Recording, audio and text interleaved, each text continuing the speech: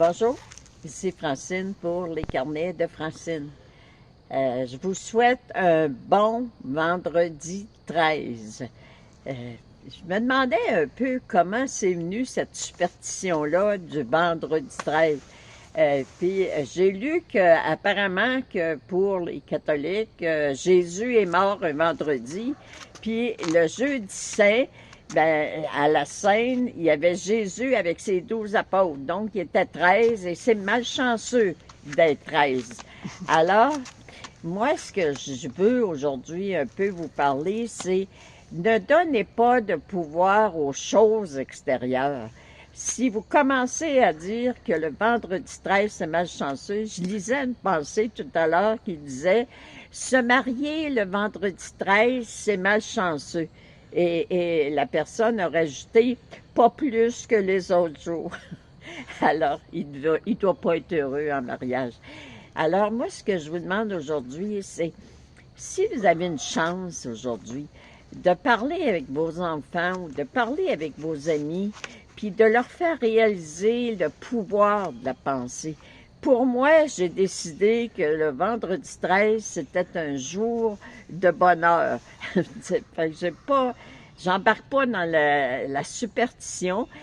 Moi, je suis venue au monde un 13. J'avoue que des fois, j'avais envie de demander à maman, est-ce que le chiffre 13, ça représente un malheur pour toi, d'avoir eu un 8e enfant, le 13? J'ai jamais posé la question. Alors, ce que je vous souhaite tout simplement, c'est réaliser tout ce que vous avez. Je me suis même permise de décider par moi-même que je pigeais dans mes cartes, l'archange Isabelle te répond, de piger le numéro 13. Qu'est-ce que le numéro 13 donne comme message? Et le message, c'est abondance. Tu veux l'abondance dans ta vie? Sois dans la gratitude pour tout ce que tu possèdes dans le moment présent. Par cette carte, moi, l'archange Isabelle, je te mentionne que tu trouves parfois cela frustrant de voir autour de toi autant d'abondance chez certaines personnes, alors que pour toi, il semble que cela ne fait pas partie de ton quotidien. Permets-moi de t'affirmer que si cela te frustre de voir que les autres ont ce que tu désires, c'est qu'à l'intérieur de toi, il y a un combat entre tes mémoires concernant le droit à la richesse et celui d'être une bonne personne. Comme tu désires plaire à tous, affirme dès maintenant que tes guides veillent sur toi et qu'ils comblent tous tes besoins selon ton plan divin.